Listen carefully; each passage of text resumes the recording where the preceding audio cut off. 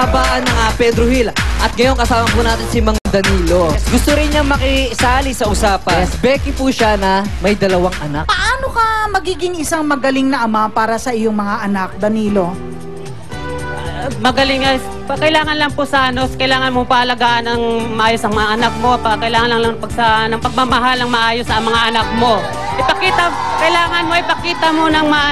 mo sa mga anak mo na mahal mo sila. Kahit bakla ka, kailangan mo ipakita mo na may pagmamahal ka at kung kaya kang ipagmalaki ng anak mo.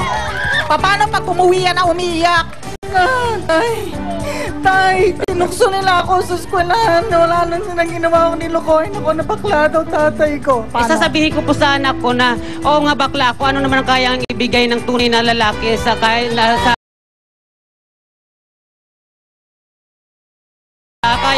Okay, Danilo, maraming salamat sa pagiging totoo at tapat. Papa Jack, Mama Ali.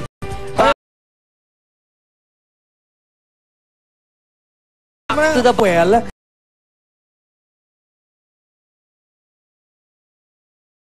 Siya po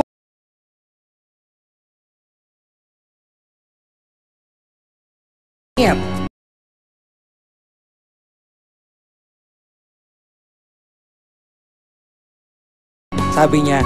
At paano ka umuo nung binigay sa iyo yung sanggol, Joel? Nung una, akala ko kasi nagbibiro lang siya. Tapos nung kabuanan niya na, sabi niya sa akin, magkita na lang kami sa ospital. Tumawag siya. Tapos sabi ko, ito na nga siguro. Ibig sabihin, buntis pa lang siya, sinabihan ka na niya. Tapos, hindi mo sineryoso. Nung tinawagan ka niya, ano yung naramdaman mo? Una, para akong natatakot kasi baby yun eh. Hindi naman yung aso o pusa, di ba? Natakot. Tapos, sabi ng mga kasama ko, swerte raw yun. Hindi ko naman inisip na gusto kong swerte dahil ako kontento na ako sa buhay ko.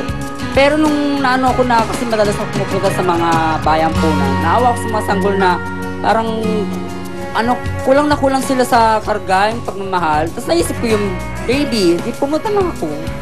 Okay! Ibig sabihin, Joel, day one nilabas si baby, ikaw na ang tumayong ama't ina sa kanya. Nasaan na siya ngayon si baby? Nasa bahay, nasa pangalaga ng hipag ko. Gaano katagal nang nasa iyo si baby? 8 months na. Yung araw-araw na kasama mo siya, siyempre nag-iisip ka ba ng araw magtatanong sa iyo ito? Unang-unang tanong niya sa iyo, bakit isang Becky ang nagpalaki sa akin? Ang pangalawang magiging tanong marahil ng bata ay, nasaan ang tunay kong magulang? Paano mo ito ipapamulat o ipapaliwanag sa kanya? Unang-una, nung baby pa lang, nung lumabas na talaga siya, yung talagang infant pa lang siya, ang plano ko talaga, hindi ko ililihim habang nagkakaisip siya kasi parang mas mahirap yung itago ko pa eh. Kaya ang plano ko, habang lumalaki siya, sasabihin ko kung sino yung magulang niya, and then pakiramdaman lang niya kung anong klaseng pagmamahal ang naibibigay ko. Kung hindi pa ba sapat yun, wala na akong magagawa kasi hanggang doon lang ako. Sa lahat ng mga tao ng ngutya sa'yo, yung mga taong ayaw at tutol, hindi naniniwalang ang kagaya mong Becky ay kaya maging tatay o maging magulang. Anong mensahe mo sa kanila? Kahit na ganito tayo, mga kapatid ko, siguro meron tayong extra katauhan na kakayanin natin na bumuhay kagaya nga ng sa akin. Kahit na 8 months pa lang sa akin yung baby, mahirap na rin pero alam kong kaya ko. Kakayanin ko pa. Ay, Mama, napakaganda ng katauhan. Very inspiring. Oo nga. Thank you very much, Joel, ha? Mga kaibigan, Mama, sino nga ba kaya ang tunay na umi-statement, ha? Ang daming umi-statement. Ang hirap piliin kung sino ang pinaka-umi-statement ngayong araw na no. Taong bayan ng Pedro Hill. Alamin po natin kung sino ating Star of the Box. Sino kaya? Ayan, Star of the Box, mga kaibigan. Sino kaya? Ang ating Star of the Box, walang iba kundi si... Manuel ng Santa Maria, Bulacan. Ayan. Congratulations, nanalo ka ng appliances and grocery items from Starbucks. Ayan, kaya abangan nyo kami pag pumupunta kayo sa inyo. Ayan, MMMJ, bigay mo na ang mga napanalunan ni Manuel. Grocery items, appliances, and of course, dapat talaga pag pinisita natin, kailangan may statement din nyo ang inyong mga totoo at tapat at pangatawanan kasi walang mali sa ating Starbucks. Okay, Santa Maria, Santa Ana, Manila. Dito lang. Alam ko, Bulacan. Congratulations, ha? Okay, ayan na naman. Dumating na naman tayo sa panahon kung kailangan kong tanungin. Ano naman ang statement mo? Statement. Alam mo, Mama, isang linggo na tayo, di ba? Tinapos natin yung last week ng okay lang ang discussion, masaya. Eto na yata yung pinaka nahirapan akong paghandaan yung gusto kong sabihin sa kaduluduluhan.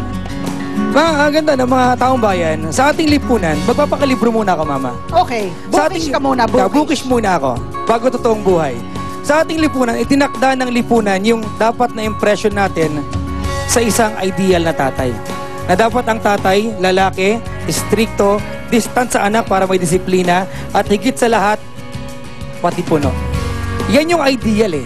Yan yung nakikita natin na kapag nag-drawing ka, bata ka, yan ang nasa utak mo. Yan yung imagination natin from a very young age. Napatunayan natin hindi ganun lahat ang paglaki natin.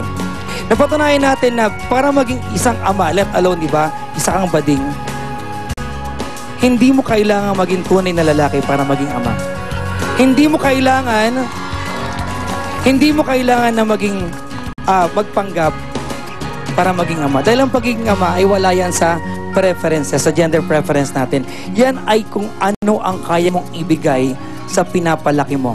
Kasi ang pagiging ama hindi iyon ikaw. Hindi masusukat kung ano ka. Ang pagiging ama, para sa akin, nasusukat kung ano ang resulta ng mga pinalaki mo. Yung produkto. Yung produkto mo. Napakalapit sa puso ko nito kasi dalawang kapatid ko. Oo, ang Becky. Of course, oo. Napakalapit sa puso ko. Ako nga feeling ko pangat. Hindi ka pa rin sure. Hindi ako sure. Ay, Papa Jack, ako naman ay i-statement. Sabi ko kanina, buong buo na sa utak ko kung ano statement ko dito eh. Sa pagtatapos natin. Nagbago, Ma'am. Binaril lahat ni Mark Eras eh. Tuwan-tuwa ko kay Mark. Oo. So, ang paninindigan pa rin dito, meron kasing mga Becky na mag-aampon ng bata for, sabihin nila, para alagaan ako paglaki ko. And that for me, antimano parang makasarili eh.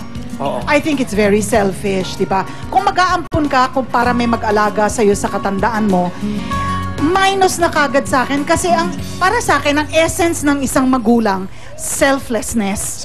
Selflessness. Pag ikaw, bawat magulang alam ito, kalimutan mo na ang sarili mo dahil may anak ka. And every parent knows this for a fact. Agree, Mama. Very much agree. Ngayon, sa pagiging mabuting magulang, no?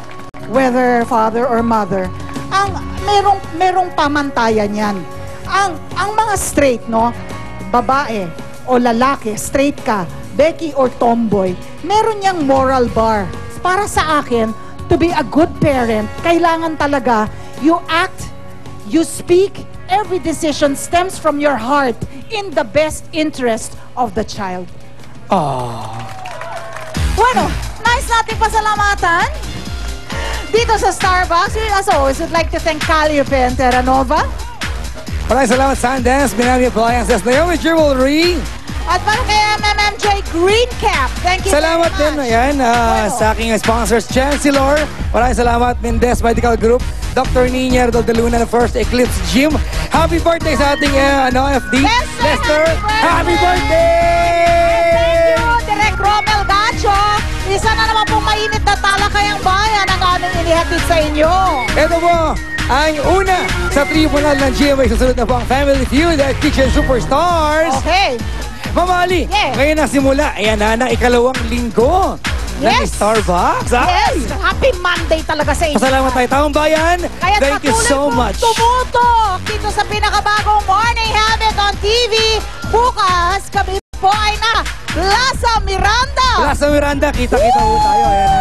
Kita-kita mo. Kaibigan ako po si Papa Jack. At ako po si Mama Ali. Kasama pa din natin si MM at si NJ. Kaya naman taong bayan, here, there, and everywhere. Hintayin niyo po ang pagdagdating sa inyong lugar ng Starbucks. Dito, kasali ka! Na-enjoy mo ang